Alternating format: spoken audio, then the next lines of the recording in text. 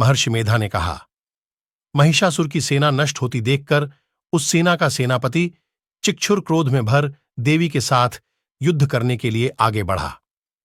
वह देवी पर इस प्रकार बाणों की वर्षा करने लगा मानो सुमेरु पर्वत पानी की धार बरसा रहा हो। इस प्रकार देवी ने अपने बाणों से उसके बाणों को काट डाला तथा उसके घोड़ों व सारथी को मार दिया। साथ ही उसके धनुष और उसकी अत्यंत ऊंची ध्वजा को भी काटकर नीचे गिरा दिया। उसका धनुष कट जाने के पश्चात उसके शरीर के अंगों को भी अपने बाणों से बींध दिया। धनुष, घोड़ों और सारथी के नष्ट हो जाने पर वह असुर ढाल और तलवार लेकर देवी की तरफ आया। उसने अपनी तीक्ष्ण धार वाली तलवार से देवी के सिंह के मस्तक पर प्रहार किया और बड़े वेग से देवी की बाईं भुजा पर वार किया। किंतु देवी की बाईं भुजा को छूते ही उस दैत्य की तलवार टूटकर दो टुकड़े हो गई।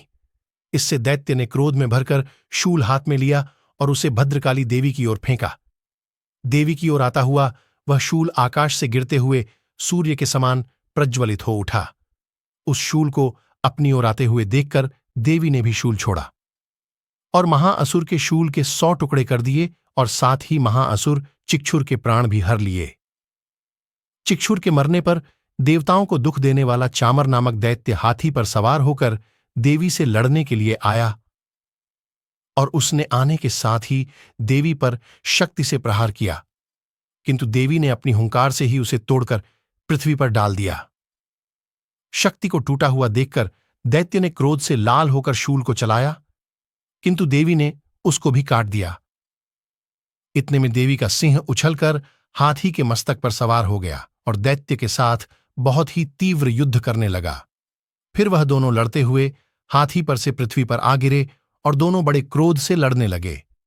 फिर सिंह बड़े जोर से आकाश की ओर उछला और जब पृथ्वी की ओर आया तो अपने पंजे से चामर का सिर धड़ से अलग कर चामर का अंत कर दिया। क्रोध से भरी हुई देवी ने शिला और वृक्ष आदि की चोटों से उदग्र को भी मार दिया, कराल को दांतों, मुक्कों और थप्पड़ों से चूर्ण कर डाला। क्रुद्ध हुई देवी ने अपनी गदा के प्रहार से उद्दत नामक दैत्य को मार गिराया। भिंदीपाल से वाष्पकल को बाणों से ताम्र तथा अंधक को मौत के घाट उतार दिया। तीनों नेत्रों वाली परमेश्वरी ने त्रिशूल से उग्रास्य, उग्रवीर्य और महाहनु नामक राक्षसों को मार गिराया।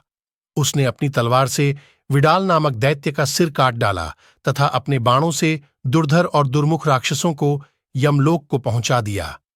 इस प्रकार जब महिषासुर ने देखा कि देवी ने मेरी अधिकांश सेना को नष्ट कर दिया है, तो वह भैंसे का रूप धारण कर देवी के गणों को दुख देने लगा। उन गणों में कितनों को उसने मुख के प्रहार से, कितनों को खुरों से, कितनों को पूंछ से, कितनों को सींगों से, बहुतों को दौड़ाने के वेग से, अनेकों को सिंहनाद से, कितनों को चक्कर देकर और कितनों को श्वास वायु के झोंकों से पृथ्वी पर गिरा दिया। वह दैत्य इस प्रकार गणों की सेना को गिरा, देवी के सिंह को मारने के लिए तीव्र दौड़ा। इस पर देवी को बड़ा गुस्सा आया।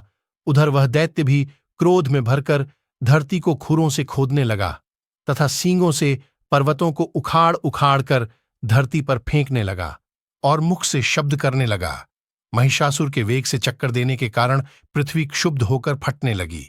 उसकी पूंछ से टकराकर समुद्र चारों ओर फैलने लगा। हिलते हुए सींगों के आघात से मेघ खंड खंड हो गए और श्वास से आकाश में उड़ते हुए पर्वत फटने लगे। इस तरह क्रोध में भरे हुए राक्षस को देख चंडिका को भी क्रोध आ गया और वह उसे मारने के लिए क्रोध में भर गई। देवी ने पाश फेंक कर दैत्य को बांध लिया और महिषासुर पाश में बंधने पर उसने भैंसे का रूप त्याग दिया और सिंह का रूप बना लिया। और ज्यों ही देवी उसका सिर काटने के लिए तैयार हुई कि उसने पुरुष का रूप बना लिया, जो कि हाथ में तलवार लिए हुए था। देवी ने तुरंत ही अपने बाणों के साथ उस पुरुष को उसकी तलवार ढाल सहित बींध डाला। इसके पश्चात वह हाथी के रूप में दिखाई देने लगा और अपनी लंबी सूंड से देवी के सिंह को खींचने लगा और गरजने लगा। देवी ने अपनी तलवार से उसकी सूंड काट डाली। तब राक्षस ने एक बार फिर भैंसे का रूप धारण कर लिया और पहले की तरह चर अचर जीवों सहित समस्त त्रिलोकी को व्याकुल करने लगा। इसके पश्चात क्रोध में भरी हुई देवी बारंबार उत्तम मधु का पान करने लगी और लाल लाल नेत्र करके हंसने लगी।